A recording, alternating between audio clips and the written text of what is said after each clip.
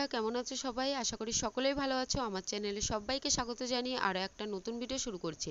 আজকে খুব সকালবেলা ঘুম থেকে উঠে সংসারের আশেপাশে কিছু কাজকর্মগুলো সেরে নিয়ে সোজা চলে আসলাম সকালের জলখাবার তৈরি করার জন্য। আজকে তোমাদের দাদাভাইকে বাদ দিয়েই কিন্তু সকালের জলখাবারটা তৈরি করে নিচ্ছি। তোমরা হয়তো অনেকেই ভাবতে পারো যে কেন তোমাদের দাদাভাইকে বাদ দিয়ে সকালের জলখাবারটা তৈরি করে নিচ্ছি।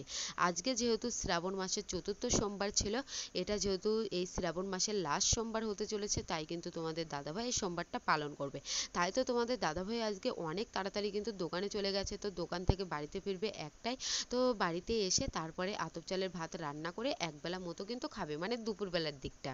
তাই তো তোমাদের দাদাভাইকে বাদ দিয়েই কিন্তু সকালের জলখাবারটা আমি তৈরি করে নিচ্ছি। আজকে সকালের জলখাবারটায় আমি তৈরি করে নিয়েছিলাম রুটি, তার পাশাপাশি একটু হালকাভাবে আলুর তরকারি কিন্তু রান্না করে নিয়েছিলাম।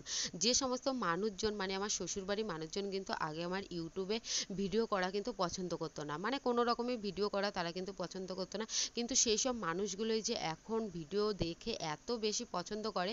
আর এখন কিন্তু আমার শাশুড়িমাই কিন্তু আমার ক্যামেরা মাঝে মধ্যে কিন্তু ধরে দেয়, যখন কিন্তু আমার শাশুড়ি মায়ের কোম্পানি বাড়িতে থাকে। বেসিক্যালি রবিবারের দিন যখন একটু আমার ক্যামেরাটা ধরতে অসুবিধা হয়, তিনি কিন্তু নিজের ইচ্ছাতেই কিন্তু ক্যামেরাটা কিন্তু ধরে দেওয়ার চেষ্টা করে।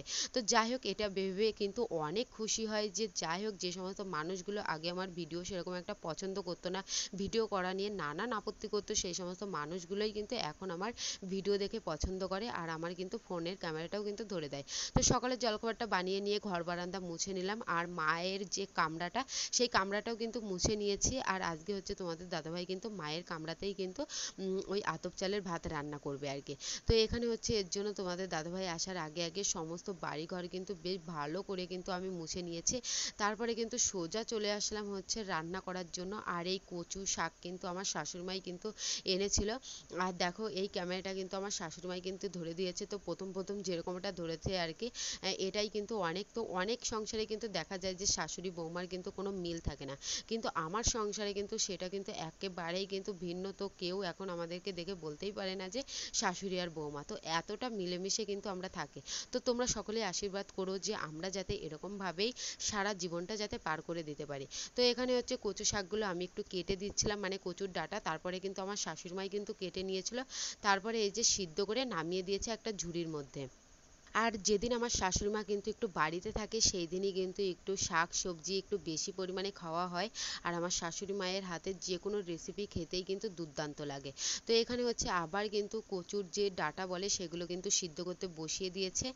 আর আমি কিন্তু নারকোলটাও কিন্তু কুড়িয়ে রেখে দিয়েছিলাম, তো সেই কুড়ানো নারকোলটাই কিন্তু দিয়ে দিচ্ছি। আর এই ভিডিওর ক্লিপটা কিন্তু আগের দিন নেওয়া ছিল, মানে রবিবারের দিন। আর এই ভিডিওটা আমি পোস্টিং করব মঙ্গলবারে। তো প্লিজ একটু তোমরা একটু মানিয়ে গুছিয়ে নিয়ে একটু দেখে নিও। তো ভুল ভ্রান্তি মানুষ মাত্রই কিন্তু হতে পারে। তো একে অপরকে যদি ভালোবাসি, না যদি সাপোর্ট করি, তাহলে কিন্তু আমরা মানুষই না। আর বাঙালিরাই কিন্তু একমাত্র যারা কিন্তু যে কোনো রেসিপি সব থেকে দুর্দান্ত সুন্দরভাবে কিন্তু রান্না করে খেতে পারে। তো এখানে হচ্ছে আমার শ্বশুর মশাই 200 মতো কিন্তু পনিরও এনেছিল। তো এখানে হচ্ছে আমি পনিরগুলোও কিন্তু বেশ ভালো করে কিন্তু কেটে নিচ্ছি। পনিরটা আজকে আমি রান্না করলাম, আর কচু শাকটা রান্না করেছিল হচ্ছে আমার কিন্তু শাশুড়ি মা। তো চলো, পনিরটা আমার কাটা কমপ্লিট হয়ে গেছে। এখন হচ্ছে আমি পনিরটা তেলে কিন্তু বেশ ভালো করে লালচে লালচে কালারে করে কিন্তু ভেজে নিলাম। আর পনির খেতে তো আমার ভীষণ ভালো লাগে। আমার মতো কারা কারা পনির খেতে ভালোবাসো অবশ্যই একটু কমেন্ট করে জানিয়ে দিও। আর তোমরাও কি এরকমভাবে শাশুড়ি বৌমা মিলেমিশে থাকো কিনা? যদি অবশ্যই থেকে থাকো তাহলে কিন্তু লাইক কমেন্ট করতে একেবারেই কিন্তু ভুলো না। প্রত্যেকটা সংসারে কিন্তু খুঁটিনাটি কোনো না কোনো বিষয় নিয়ে কিন্তু ঝগড়া অশান্তি কিন্তু থাকেই। এটা আমার সংসারেও কিন্তু আছে ছোটোখাটো বিষয় নিয়ে।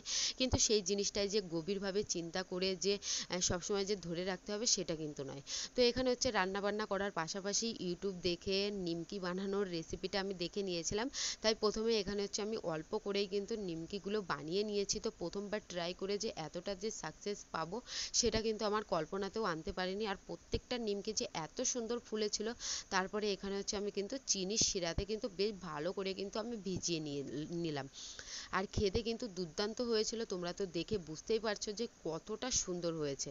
তোমরা কিন্তু অবশ্যই বাড়িতে কিন্তু ট্রাই করতে পারো। আর এর রেসিপিটা যদি তোমরা চাও তাহলে কিন্তু অবশ্যই কিন্তু আমি তোমাদের রেসিপিটা শেয়ার করব।